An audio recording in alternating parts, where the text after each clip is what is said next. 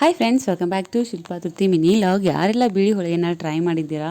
So ನಾನು first time ಬಿಳಿ ಹೋಳಿಗೆ ಹಾಗೆ ಮತ್ತು ಶ್ರೀಕರ್ಣಿನ ಟ್ರೈ ಮಾಡಿದ್ದೆ. ತುಂಬಾ ವೆರಿ ಡಿಲೀಷಿಯಸ್ ಅಂತ ನಾವು ಹೇಳ್ಬೋದು, ಅಷ್ಟೊಂದು ಚೆನ್ನಾಗಿ ಬಂದಿತ್ತು. ಹಾಗೆಯೇ ಹೋಳಿಗೆ ಅಂದ ತಕ್ಷಣ ಎಲ್ಲೋ ಹಾಳಾಗ್ಬೋದು, ಮುರಿಬೋದು, ಹರಿಬೋದು ಅಂದಿರುತ್ತೆ. ಬಟ್ ಇದು ಬಿಳಿ ಹೋಳಿಗೆ ಅಂತೂ ಹಾಳಾಗೋದಂಥ ಚಾನ್ಸೇ ಇಲ್ಲ, ಅಷ್ಟು ಚೆನ್ನಾಗಿತ್ತು. ಫಸ್ಟ್ ನಾನು ಚಪಾತಿ ಹಿಟ್ಟು ನಾದ್ದ ಹಾಗೆಯೇ ಮೈದಾ ಹಿಟ್ಟು ಮತ್ತು ಗೋಧಿ ಹಿಟ್ಟನ್ನು ಹಾಕ್ಕೊಂಡು ನಾದ್ಕೊಂಡಿದ್ದೆ. ಹಾಗೆಯೇ ಅದರ ಫಿಲ್ಲಿಂಗ್ ಮಾಡಬೇಕು, ಅದಕ್ಕಾಗಿ ನಾನು ಜೋಳದ ಹಿಟ್ಟನ್ನು ಯೂಸ್ ಮಾಡಿದ್ದೆ.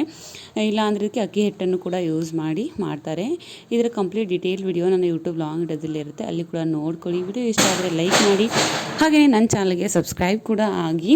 ಸೊ ಇವಾಗ ಯಾವ ರೀತಿಯಾಗಿ ನಾವು ಹೋಳಿಗೆನ ಪೂರಿ ಥರ ಮಾಡ್ಕೊಂಬಿಟ್ಟು ಅದರೊಳಗಡೆ ಮಿಡಲ್ಲು ರೆಡಿ ಮಾಡ್ಕೊಂತ ಕಣಕ ಅಂದರೆ ಇದು ಜೋಳದ ಹಿಟ್ಟಿಂದ ಇರುತ್ತಲ್ವ, ಅದನ್ನ ಫಿಲ್ ಮಾಡ್ಕೊಂಬಿಟ್ಟು ಚಪಾತಿ ಯಾವ ರೀತಿ ಉದ್ಕೋತೇವಲ್ಲ ಅದೇ ರೀತಿಯಾಗಿ ರೌಂಡ್ ಶೇಪ್ ಉದ್ಕೊಂಡ್ರೆ ನಮ್ಮ ಒಂದು ಬಿಳಿ ಹೋಳಿಗೆ ಈಸಿಯಾಗಿ ಬೇಗನೆ ರೆಡಿಯಾಗಿ ಬಿಡತ್ತೆ ನೋಡಿ.